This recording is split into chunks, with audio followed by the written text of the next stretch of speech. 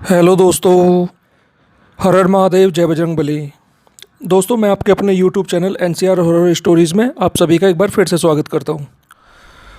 दोस्तों, मैं यहां से लोगों के साथ घटी भूत प्रेत पिशाच पिशाचनी की सच्ची घटनाओं को कहानी का रूप देकर आप तक लेकर के आता हूं।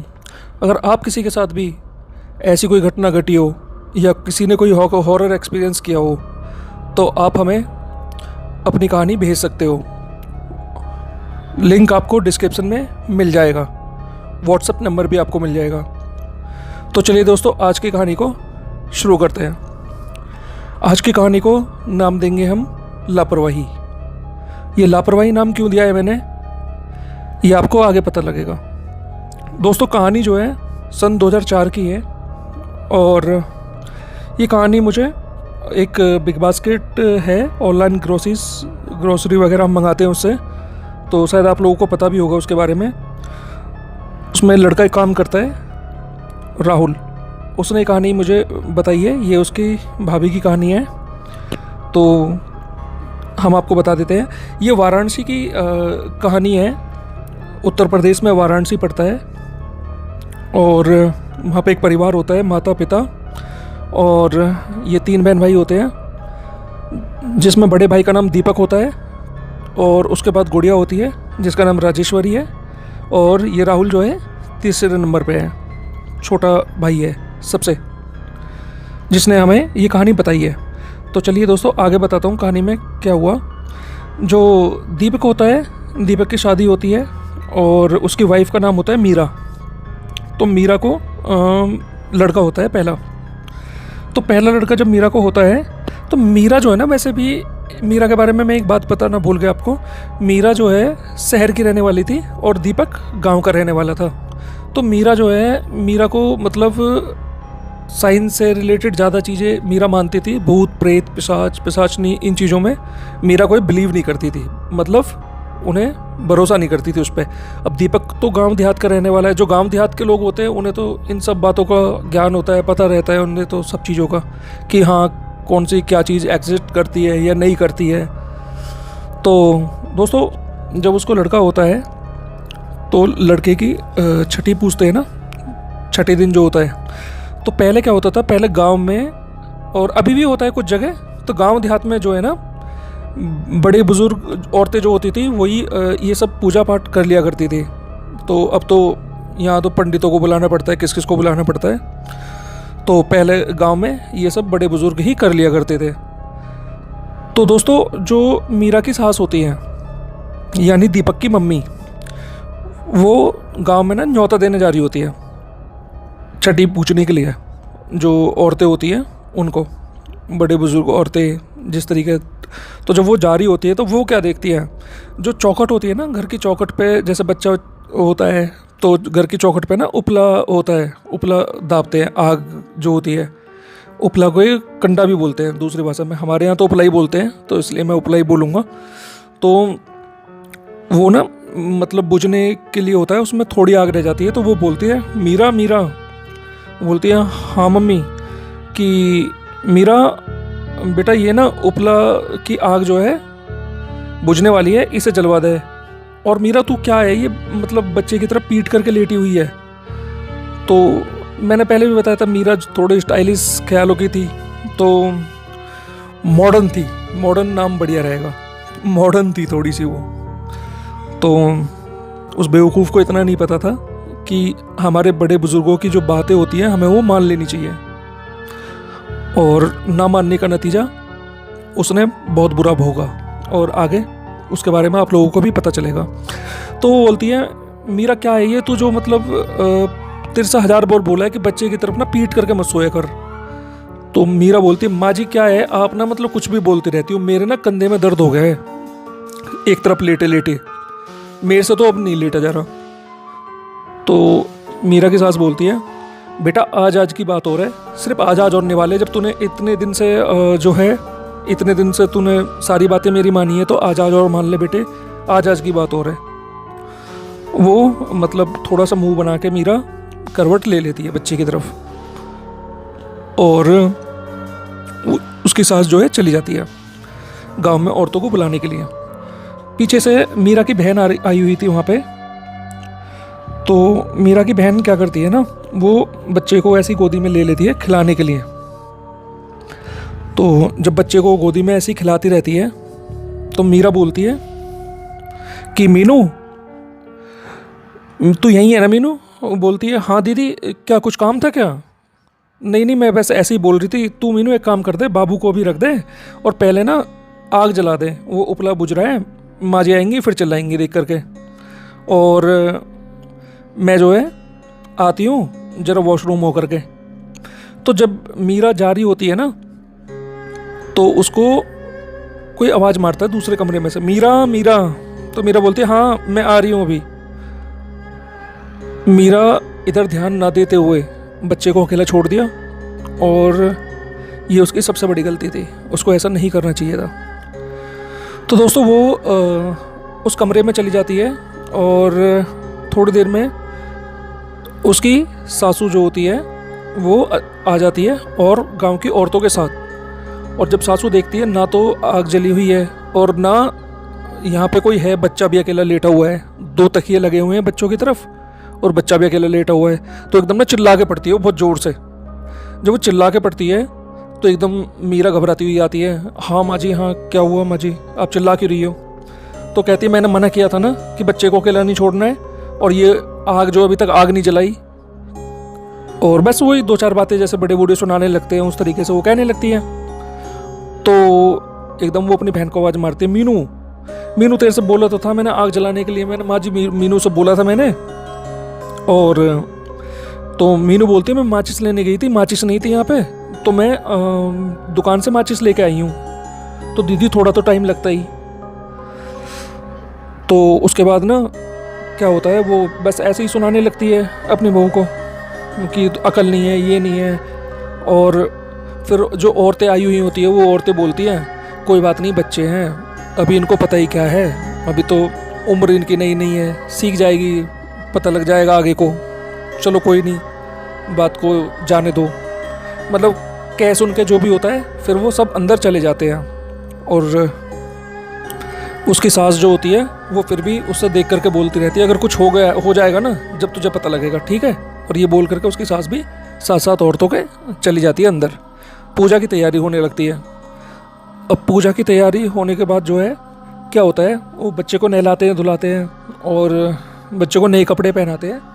और बच्चे को नए कपड़े पहनाने के बाद मीरा की गोद में बच्चे को दे देते हैं। कोई रस्म होती होगी, देखो मुझे तो नहीं पता। और तो जब मीरा की गोद में बच्चा होता है तो मीरा क्या देखती है, मीरा देखती है कि जो बच्चा है ना वो मतलब हंस रहा है। अब 6 दिन का बच्चा, सोच के देखिए, 6 दिन का बच्चा और हंस रहा है 6 दिन का बच्चा। तो मीरा देख करके उसे अनदेखा कर देती है कि कोई नहीं, बच्चा हंस ही तो रहा है, मेरा बच्चा हंस रहा है, इसमें वो क्या है। तो मतलब वो इग्नोर सा कर देती है शुरू में। तो फिर ना मीरा को दोबारा से तभी हंसने की आवाज़ आती है। तो मीरा ना इधर उधर देखती है। इधर उधर देखने के बाद तो यार हंस कौन रहा है, कहाँ से हंस रहा है? तो तभी ना मीरा की जो है नज़र जाती है अपने बच्चे पे। तो मीरा का बच्चा जो है जैसे बड़े बच्चे हो जाते हैं, 1-2 साल के बच्चे हो जाते हैं, जैसे वो हंसते हैं ना, तो देखती है कि बच्चा ऐसे हंस रहा है। तो मीरा ना थोड़ा घबरा सी जाती है, थोड़ा सा घबरा जाती है मीरा और बोलती है माँ जी ज़रा देखना ये कैसे हंस रहा है। तभी गांव की ना सारी औरतें वहाँ आ जाती हैं और सारी औरतें उसे देखने लगती हैं। और जब बच्चे को औरतें देखने लगती हैं तो बच्चा औरतें जब उसे देखती है तो ज़ोर ज़ोर से हंसने लगता है देख करके। अब आप सोच के देखो, 6 दिन का बच्चा और वो ज़ोर ज़ोर से हंस रहा है, तो मतलब क्या ही होगा यार हाल देख करके। तो मतलब एकदम, तो मीरा को इतना कुछ फ़र्क नहीं पड़ रहा था। मीरा को तो ये था कि चलो मेरा बच्चा है, हंस रहा है, कोई बात नहीं है, क्योंकि उसे देखो होता भी क्यों ना, आखिर उसका बच्चा था, वो माँ की ममता ऐसी ही होती है। तो तभी ना एक वहाँ पे बूढ़ी दादी होती है। और दोस्तों मतलब मुझे राहुल ने बोला था कि इसको ना बूढ़ी दादी सब बोलते हैं, तो मैं भी यहाँ से उनको यही बोलकर सम्मानित करूँगा। जो बूढ़ी दादी होती है वो बच्चे को देखकर बोलती हैं कि इस पे तो कच्चा कलवा आ गया। वो कहती क्या? मीरा बोलती क्या? क्या कलवा? अरे इस पे कच्चा कलवा आ गया, और या जमोगा, इस पे जमोगा आ गया। कुछ औरतें बोलती है जमोगा बोलते हैं कच्चे कलवा को। दोस्तों मैं आपको इसके बारे में बता दूं, जमोगा या कच्चा कलवा जो है, ये ना एक ऐसी शक्ति है जो जो नवजात बच्चों पे ही आती है। ये एक ऐसी काली शक्ति है, शक्ति कहना तो सही नहीं होगा, काली शक्ति, यानी कि गंदी काली शक्ति जो है, नेगेटिव एनर्जी। ये एक ऐसी काली शक्ति है जो सिर्फ नवजात बच्चों पर ही आती है। और मैं एक और बात बता दूं आपको इसके बारे में, हालांकि ये नाम मैंने पहली बार ही सुना था, जमोगा तो, कच्चा कलवा मैंने पहले सुन रखा था, लेकिन जमोगा मैंने पहली बार सुना था। तो ये नवजात बच्चों पे आ जाती है और अपना शिकार बनाती है नवजात बच्चों को, और जिसमें ना 98% बच्चों की जान चली जाती है इसमें। तो वो कहती है इस पे तो जमोगा आ गया, और सब बातें करने लगती हैं आपस में। तो जब गांव की औरतें भी आपस में फुसफुसाने लगती है कि भाई ये बच्चा अब नहीं बचेगा ही, तभी बूढ़ी दादी बोलती है बच्चे को अकेला छोड़ दिया था ना, और आग भी बुझ गई थी ना। तभी जैसी बूढ़ी दादी इतना बोलती है तो मीरा अपने मन मन में कहती है कि बूढ़ी दादी को ये सब कैसे पता। फिर बूढ़ी दादी बोलती है इसके अंदर ना जमोगा आ गया है, इसके अंदर जमोगा प्रवेश कर गया है, अब ये नहीं बचेगा बच्चा। जैसे बूढ़ी दादी बोलती है अब ये बच्चा नहीं बचेगा, तो मीरा ना चिल्ला के पड़ती है एकदम, और बोलती है कि क्या बोल रही हो आप दादी? एक तो हमारे यहाँ आई हो और हमारे यहाँ आकर के जो है इस तरीके से मेरे ही बच्चे के लिए इस तरीके से बोल रही हो। तुरंत बोलती है अपनी सास से कि माँ जी देखो ना ये बूढ़ी दादी क्या बोल रही हैं। तो फिर उसकी सास बोलती है बोलकर तो बेटे मैं तुझे भी गई थी कि अकेला मत छोड़ना बच्चे को, क्या तूने मेरी बात मानी? अब मीरा ये सब सुन के ना चुप हो जाती है थोड़ी देर के लिए। फिर उसकी सास बोलती है अब देख बच्चा क्या कर रहा है ये। तभी मीरा ना चीख करके पड़ती है क्या कर रहा है मेरा बच्चा? हंसी तो रहा है ना, हंसी तो रहा है मेरा बच्चा। मीरा को तो मतलब माँ की ममता बोल रही थी, उसे तो यही लग रहा था कि भाई मेरा बच्चा हंस रहा है, और उसे तो उसकी हंसी दिखाई दे रही थी मीरा को। तो वो ये तो सोच ही नहीं रही थी कि बच्चे के अंदर कुछ अलग है, या 6 दिन का बच्चा ऐसे कैसे हंस सकता है। तो हालांकि मीरा को थोड़ा अजीब सा तो ज़रूर लग रहा था, पर ना वो मानने को तैयार नहीं थी कि ऐसा है।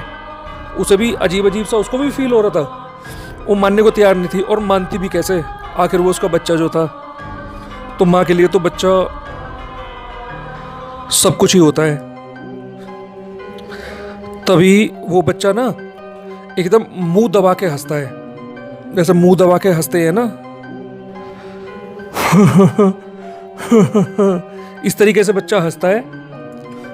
तो फिर से मीरा बच्चे की तरफ देखती है, पर ना वो इग्नोर सा कर देती है। तभी बच्चा जो है ना हंसते हंसते ही रोने लगता है, बच्चा रोने लगता है फिर जोर जोर से। फिर मीरा बोलती है मुझे जाने दो, मेरा बच्चा भूखा है और देखो ये रो रहा है। तो लेकिन मीरा ना किसी की सब मना करते हैं, लेकिन मीरा किसी की बात मानती नहीं है। जैसे ही मीरा थोड़ा सा साइड में जाती है ना, वो सोचती है कि बच्चे को दूध पिला दूं मैं, बच्चा रो रहा है मेरा। तभी उसकी सास आती है, उसकी सास आकर के ना उस बच्चे को छीन लेती है और बोलती है इसे दूध पिलाने की गलती मत करना, और इसे दूध पिलाने की गलती मत करना, ये दूध के साथ साथ ना तेरा खून भी पी जाएगा, तेरा सारा खून चूस लेगा ये। मीरा बोलती है माँ जी आप क्या बोल रही हो, मेरा बच्चा और मेरा ही खून पिएगा, अपनी माँ का खून चूसेगा बच्चा? माँ जी ये कोई बात थोड़ी, आप इस तरीके से बात कर रही हो, इस तरीके से बोल रही हो, ये तो मेरा बच्चा है ना, भूखा है मेरा बच्चा, तभी तो रो रहा है ना। फिर उसकी सास बोलती है कि ये अब तेरा बच्चा नहीं है, समझी, ये तेरा बच्चा नहीं है, इसके अंदर ना जमोगा आ गया है, जमोगा। तू जानती नहीं है जमोगा होता क्या है? जमोगा एक ऐसी बुरी शक्ति है, ये बच्चे को 15 दिन के अंदर अंदर मार देता है। और अब इसे ना अलग ही रहने दे, और इस बच्चे से ना दूर रहे अब। इतना बोलकर उसकी सास जो होती है ना, मीरा से बच्चे को छीन लेती है ज़बरदस्ती। जब मीरा ज़बरदस्ती छीन लेती है और मीरा मीरा से बच्चे को, सॉरी मैं थोड़ा सा गलत बोल गया, माफ़ी चाहता हूँ। मीरा से बच्चे को ना उसकी सास छीन लेती है। जब मीरा की सास बच्चे को छीन लेती है तो मीरा ना रोने लगती है ज़ोर ज़ोर से। तो मीरा की मौसी भी आई हुई थी वहाँ पे। मैं एक बात बतानी भूल गया, मीरा की जो मम्मी थी उसकी उनकी डेथ ना बचपन में ही हो गई थी, जब ये मीरा छोटी होती है। तो मीरा की मौसी ने ही इनका पालन पोषण किया था। तो मीरा की मौसी वहाँ आई हुई होती है।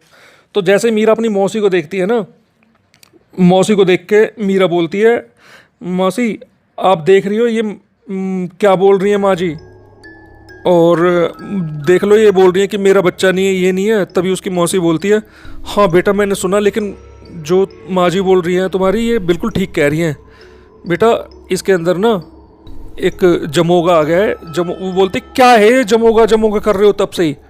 बेटा ये ना जमोगा, कच्चा कलवा भी बोलते हैं इसके लिए, ये ना एक बुरी शक्ति होती है, एक प्रेत है एक किस्म से, जो कि नवजात बच्चों के अंदर ही आता है। और फिर तो मीरा का रो रो करके बुरा हाल हो जाता है, मीरा ना रोने लगती है तभी। और उसकी मौसी ना उसे एकदम पकड़ लेती है, उसकी मौसी भी, और भी औरतें होती है गांव की, तो वो रोने लगती है अपने मौसी के गले लग के। तभी जो है और औरतें बोलती है, बेटा चुप हो जा, ये तो भगवान की मर्जी है। अब जैसे गांव की औरतें बोलती है, सांत्वना देती हैं जिस तरीके से, बड़ी बुजुर्ग जो औरतें थी उन्होंने बोला, बेटा हमने ना बहुत जगह देखा है कि जमोगा ने बच्चों के साथ साथ ना माँ की भी जान ले ली, तो बेटा थोड़ा दूर रहे इससे।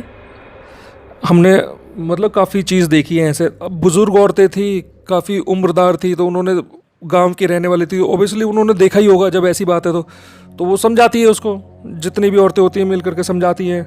तो मीरा के मन में थोड़ा थोड़ा तो बैठ जाता है। मतलब यूँ कहो कि एक किस्म से ना मीरा की मतलब मानसिक स्थिति ना थोड़ी ख़राब सी हो जाती है, और होती भी क्यों ना, आखिर उसका बच्चा था। अब तो जब बोलते हो कि बच्चा भी बचेगा नहीं, तो मीरा ज़ोर ज़ोर से रोने लगती है। तभी दीपक आ जाता है, और दीपक आके बोलता है, ये क्या हो रहा है ये घर में, क्यों रोवराहट मचा रखी है? तभी दीपक की मम्मी आती है, और दीपक की मम्मी आके दीपक को साइड में ले जाकर सारी बातें बताती है कि ऐसे ऐसे हो गया। तो अब दीपक जो है, भले गांव का था दीपक, चाहे उसकी उम्र कम थी, तो गांव का रहने वाला था, दीपक ने इस बारे में सुन भी रखा था कई जगह से, तो दीपक को तो पता था। तो दीपक मन मन में सोचता है कि यार अगर मैं ही टूट जाऊंगा, मैं ही इस तरीके से करने लगूंगा, तो मीरा का क्या हाल होगा, या घर में क्या होगा। तो दीपक ना मतलब अपने आप को संभालता है और बोलता है कि एक काम करना, मैं किसी को, पंडित को बुला के ला रहा हूँ, किसी को, पंडित या तांत्रिक को किसी को बुला के ला रहा हूँ जो झाड़ फूक करते हैं, और तब तक ना बच्चे से दूर रहना और बच्चे को दूर रखना।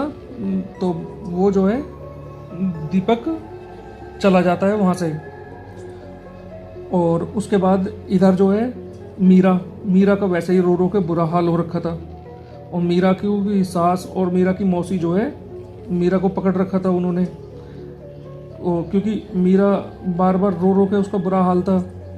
अब बूढ़ी दादी बोलती है कि अरे कोई एक काम करो, बच्चे को जो है ना टोकरे से ढक दो।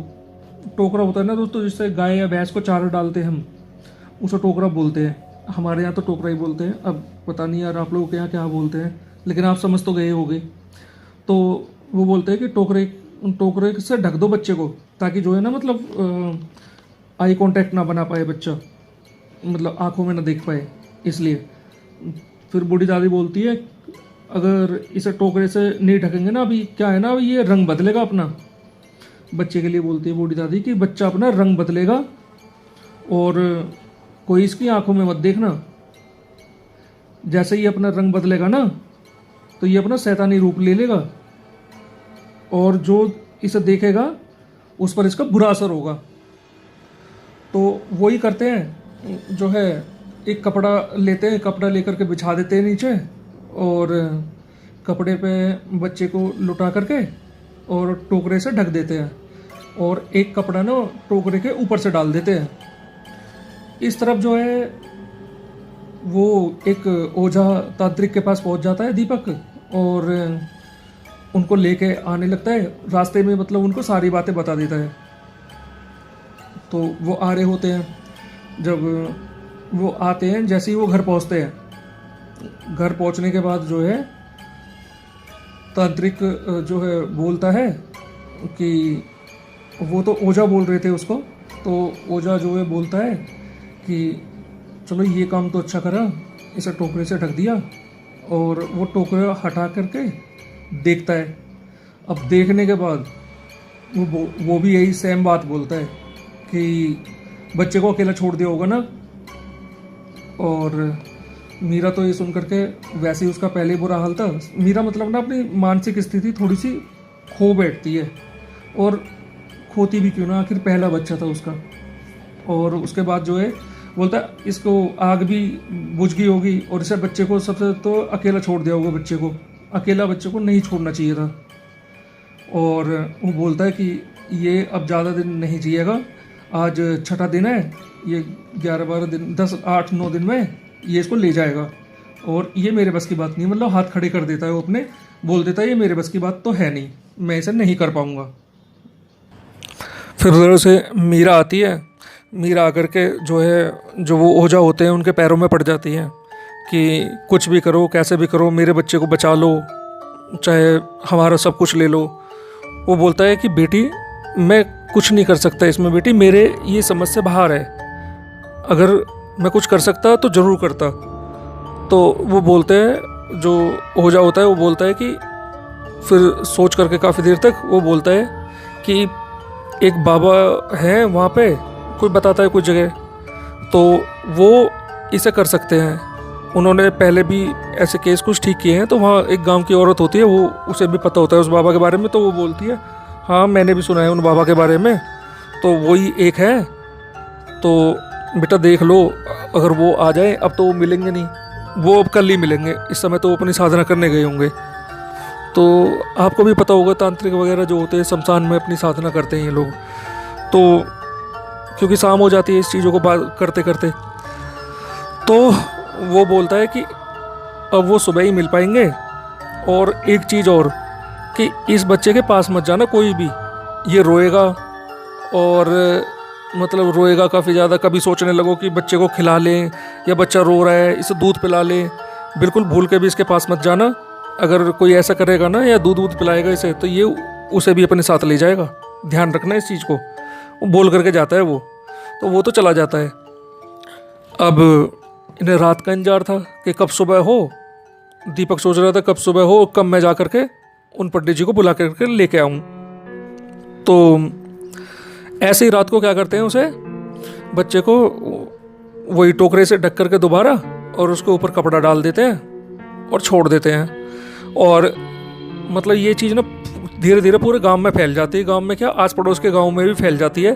तो लोग बाग वहाँ से मतलब आते भी है देखने के लिए। आपको तो पता ही होगा, जब ऐसी चीज़ें होती है ना, तो देखने वाले की जो है ना बहुत भीड़ लगती है कि चलो चलो वहाँ पे उस पर भूत आ गया, प्रेत आ गया, अरे उस पर कच्चा कलवा है, उस पर जमोगा है, चलो देखने चलेंगे। मतलब मज़े लेने वाले बहुत हैं। आपको भी पता है कि मज़े लेने वाले जन कितने हैं। तो ऐसे लोग बहुत होते हैं। तो धीरे धीरे जो है अब लोग बाग भी आने लगते हैं वहाँ पे बहुत ज़्यादा। तो चलो गांव की तो कोई बात नहीं है, अब उनका कोई ऐसी खुशी का माहौल तो था नहीं जो वे सबको बच्चों को दिखाते। तो ऐसे ही वो बोल देते हैं, अपना वो लगा लेते हैं गेट वेट जो भी कुछ होता है, क्योंकि गांव में तो ऐसा कुछ होता ही नहीं था। तो जैसा मुझे बताया, तो सब के सब ना जो उनके रिश्तेदार वगैरह सब आए हुए थे वहाँ पे, क्योंकि उस दिन छठी पूज रही थी बच्चे की। तो सब ना मतलब ऐसे ही बाहर ही लेट जाते हैं, सबको पता था। तो कुछ तो ये भी बोलते हैं बीच में से कि एक काम करो, इस बच्चे को मार दो। अगर बच्चे को मार दोगे तो बढ़िया रहेगा, वरना ये ना ऐसा ना हो कि कभी किसी और के लिए दिक्कत बन जाए। कुछ लोग ऐसा बोलते हैं कि अब ये मीरा के लिए बोलते हैं मतलब ये सो जाएगी, अब सोगी नहीं तो मतलब ये अपना जो है अलग तो बोल ही दिया है। अब इस तो जो मीरा की सास होती है उससे बोलते हैं कि एक काम करो, तुम इसे ले जाओ उधर मीरा को और इस बच्चे को जो है मार देते हैं भाई। तो मीरा की सास होती है वो मना कर देती है, नहीं नहीं देख लो, वो जो है जिनके बारे में बोल रहा था वो बाबा जी शायद वो कर ही दे ठीक। आखिर देखिए उनका भी पोता था, तो एक दादी या दादा के लिए उसका पोता सबसे ज़्यादा होता है, उन्हें इच्छा होती है कि भाई हमारे कब पोता या पोती हो। और लड़का है तो मतलब आपको पता ही है, गांव में भी क्या शहर में भी आजकल ये होता है भाई, फ़र्क तो करते ही हैं कि बेटा है तो अलग बात है। तो वो जो है उसको मना कर देती है उनको, नहीं नहीं देख लेते हैं एक बार और, क्योंकि उनको कुछ तो था ही कि भाई शायद ठीक हो ही जाएगा। तो अब रात हो जाती है। अब रात होने के बाद देखना दोस्तों अब क्या होता है आगे। जब रात हो जाती है ना तो वो बच्चा करीब 12-1 बज जाते हैं, तो वो रोता है, वो अपनी आवाज़ में ही रोता है पहले तो उसको मीरा को सुनाई देता है, रोता है। अब सब सुनते रहते हैं बाहर जो है, मतलब लोग बाग भी सुन रहे हैं इस चीज़ को कि बच्चा रो रहा है। अब वो सब चारपाई वगैरह डाल के वहाँ बाहर लेटे हुए थे सब, तो वो कह देते हैं अब ये तो पूरी रात ड्रामा तो करेगा ही करेगा। अब भाई पता था उनको, बड़े बुजुर्ग थे, सबको पता हुआ था, ये चीज़ें उन्होंने झेली हुई थी, देखी हुई थी, तो सब पता था उनको। तो वो अपना थोड़ा सा इग्नोर सा कर देते हैं ऐसे ही। तो बच्चा ना एकदम जब वो रोने के बाद बोलता है इस तरीके से, माँ माँ। अब सोचो दोस्तों 6 दिन का बच्चा इस तरीके से बोल रहा है। अब मीरा की जो है मानसिक स्थिति खराब हो ही गई थी आधे से ज़्यादा, तो वो फिर रोने लगता है। तो मीरा सोचती है मन में कि मेरा बच्चा रो रहा है, भूखा है, तब से इन्होंने ऐसे ही इसको रख रखा है। तो मीरा क्या करती है, चुपके से देखती है कि मीरा सब तो चले गए हैं और मैं बच्चे को दूध पिला दूं और उसके बाद दोबारा वहीं लौटा दूंगी। तो मीरा जाती है उसके पास, जा कर के टोकरा हटाती है। टोकरा हटाने के बाद और वो बच्चे को अपनी गोद में ले लेती है। अपनी गोद में लेने के बाद और अपने दूध से लगा लेती है, बच्चे को दूध पिलाने लगती है। अब जैसे ही वो दूध से लगाती है, वो कुछ ही सेकंड्स हुए थे उसको, और वो बच्चा जो है मतलब दांत तो उसके थे ही नहीं, मसूड़े थे, मसूड़ों से ना मतलब दूध को ऐसे काटता है इतनी ज़ोर से कि अगर मान के चलो उसके दांत होते तो समझो उतना हिस्सा वो अलग कर देता। और शुरू में तो मीरा सोचती है कि भाई बच्चा ऐसे ही करता होगा, और जब वो ज़्यादा ही वो कर लेता तो मीरा एकदम चिल्ला के पड़ती है ज़ोर से, और कि अरे माँ जी देखो ये क्या हुआ, क्या कर रहा है बच्चा, देखना माँ जी। और ऐसी ज़ोर से चिल्लाने लगती है, और एकदम जो है वो आती है उसकी सांस भगी भगी, मानी नहीं ना तू, बोलती है वो कि मानी नहीं ना तू, मना किया था ना तुझसे। कि बोलती है माँ जी ये रो रहा था, मैंने सोचा भूखा रो रहा है, तो अब वो कैसे भी करके फिर दोबारा से ज़ोर से वो काट लेता है। तो ज़ोर से मतलब मीरा फिर चिल्लाने लगती है। तो फिर जो है बूढ़ी दादी आती है, बूढ़ी दादी आकर के उसे कैसे कैसे करके छुड़ाती है बच्चे को। छुड़ाने के बाद फिर देखते क्या है कि मतलब बच्चे के मुंह से खून निकल रहे थे, मतलब मसूड़े उसने इतनी ज़ोर से दबाए थे कि मसूड़े भी उसके टूट गए थे, मसूड़े भी कट गए थे, वहाँ से खून निकलने लगा था इतनी ज़ोर से। तो अब 6 दिन का बच्चा, सोच कर देखो 6 दिन का बच्चा इतनी ज़ोर से अगर इस तरीके से करे तो क्या ही होगा। अगर दांत होते उसके पास तो बुरा ही हाल हो जाता।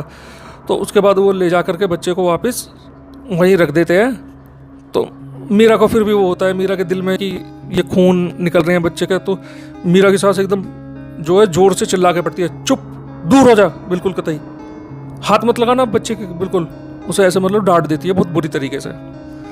डांट करके वो मीरा को अंदर भेज देते हैं और खुद जो है बच्चे को ढक के टोकरे के नीचे और वहीं बैठ जाती है कि ये फिर से करेगा और ये फिर से ड्रामा करेगी। जब वो ले जाने लगते हैं ना बच्चे को, ले जाने के बाद वो पता है बच्चा एकदम बोलने लगता है। दोस्तों कमाल की बात है, जो है मेरी दीपक से भी बात हुई थी, मेरी मीरा जी से भी बात हुई थी। मीरा जी ने भी मुझे यही बातें बताई कि हाँ, क्योंकि मुझे लगा नहीं यार कि 6 दिन का बच्चा ऐसा कैसे कर सकता है।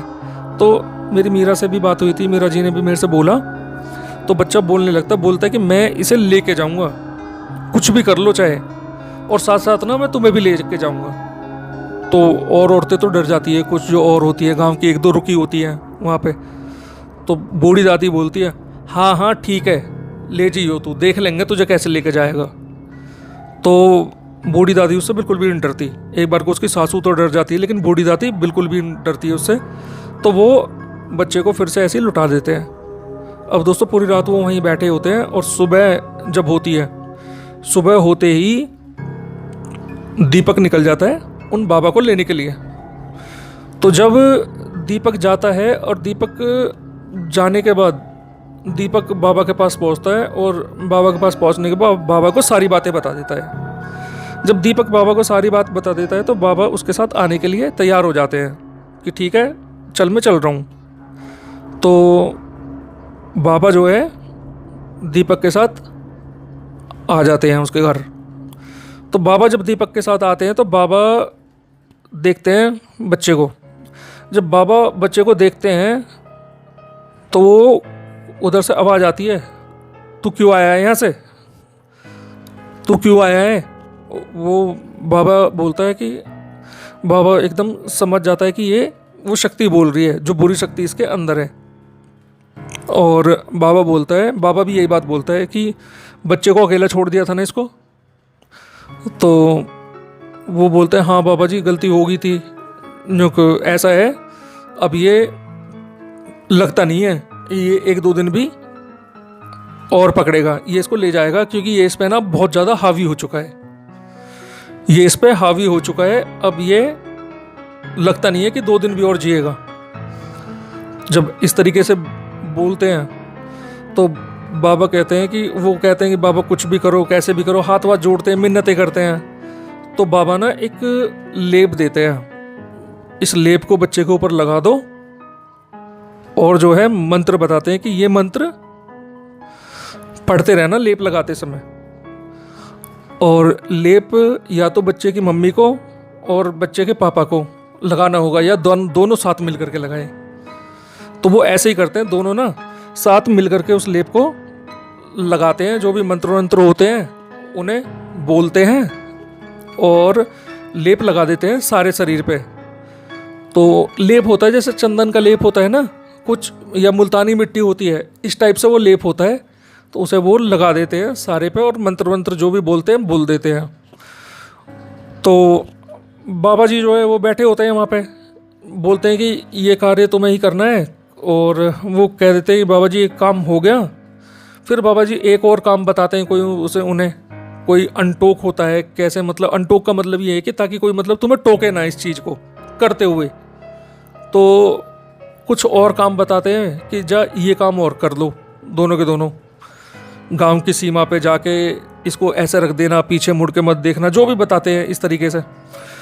वो बेचारे उस काम को भी करते हैं कि तुम्हें नंगे पैर जाना है, और वहाँ पे जो जोड़ के आनी है, जो जलानी है, और ये चीज़ डाल के, और वापस पीछे मुड़ के नहीं देखना है, और पैदल ही जाना है, पैदल ही आना है। तो वो उस काम को भी कर देते हैं और करके आते हैं। कहते हैं कि बाबा जी ये काम भी हो गया जैसा आपने बताया था जिस तरीके से। वो कहते हैं कि अब अगर ये बच्चा जो है कल तक जी गया, कल तक, तब तो ये बच जाएगा। अगर रात रात नहीं काट पाया तो फिर तो कोई बात ही नहीं है, और मैंने अपनी तरफ से पूरी कोशिश कर ही ली है। तो होता क्या है, जैसी सुबह होती है, नींद तो उस समय दोस्तों किसको आ रही थी, और मीरा तो बेचारी जो है बैठी हुई थी ऐसे ही। उसके बाद सुबह होते ही सबसे पहले मीरा जाती है, और मीरा जा कर के टोकरे को हटाती है और देखती है। तो जो उसके ऊपर लेप लगाया हुआ था ना, वो लेप ना मतलब जैसे फट सा नहीं जाता है, कोई चीज़ लगा देते हम, तरार सी आ जाती है जिसमें, उसमें ना इस तरीके से तरार सी आ गई थी बीच बीच में, और ऐसे मतलब फट गया था। मैं आपको समझाने के लिए कोशिश कर रहा हूँ इस तरीके से। कैसे बताऊँ आपको, जैसे कोई भी चीज़ हम करते हैं और जिसमें तरेड़ आ जाती है ना, बीच में तरार आ जाती है, इस तरीके से उसमें ऐसा तरार सी आ जाती है और देखते हैं वो बच्चा नहीं बचता है, वो बच्चा मर जाता है। तो दोस्तों इसीलिए मैंने इसका नाम जो है लापरवाही नाम दिया था। एक ये लापरवाही तो थी उनकी, अगर वे अपने जब भी बोलते हैं कि अपने बड़े बुज़ुर्गों की बातों को हमें मान लेना चाहिए, काश अगर वो बड़े बुज़ुर्गों की बातें मान लेती तो आज ये दिन नहीं देखना पड़ता जैसा उन्होंने देखा। दोस्तों कहानी यहाँ पे समाप्त होती है। आप सुन रहे थे अर्जुन सिंह को। दोस्तों कहानी अच्छी लगी हो तो यार लाइक ज़रूर कर देना प्लीज़ यार। आपका एक लाइक ना मेरे लिए ऐसा लगता है कि आप लाइक करते हो तो मुझे लगता है कि मेरी जो मेहनत है वो सफल हो गई है। और अगर आपको डर नहीं लगता और ऐसी हॉरर स्टोरी सुनना पसंद करते हो और आप सोचते हो कि मुझे डर बिल्कुल भी नहीं लगता, तो चैनल को सब्सक्राइब कर लीजिए, क्योंकि आगे जो वीडियो आने वाली है वो बहुत खतरनाक होने वाली है। जो ये कहता है ना मुझे डर नहीं लगता, वो 100% डरेगा ही डरेगा, ये मेरी गारंटी है। अच्छा, अगर कोई सुझाव देना चाहते हो तो हमें कमेंट बॉक्स में कमेंट करके बताना। अगर आपके पास भी कोई ऐसी हॉरर स्टोरी है या कोई एक्सपीरियंस है जो कि सच्ची घटना हो तो आप हमें व्हाट्सएप, इंस्टा, एफबी कहीं भी आप हमें भेज सकते हो। और ये डिटेल्स आपको जो है या व्हाट्सएप नंबर वगैरह हमारे डिस्क्रिप्शन में आपको मिल जाएगा। तो मिलते हैं नेक्स्ट वीडियो में। हर हर महादेव, जय बजरंगबली।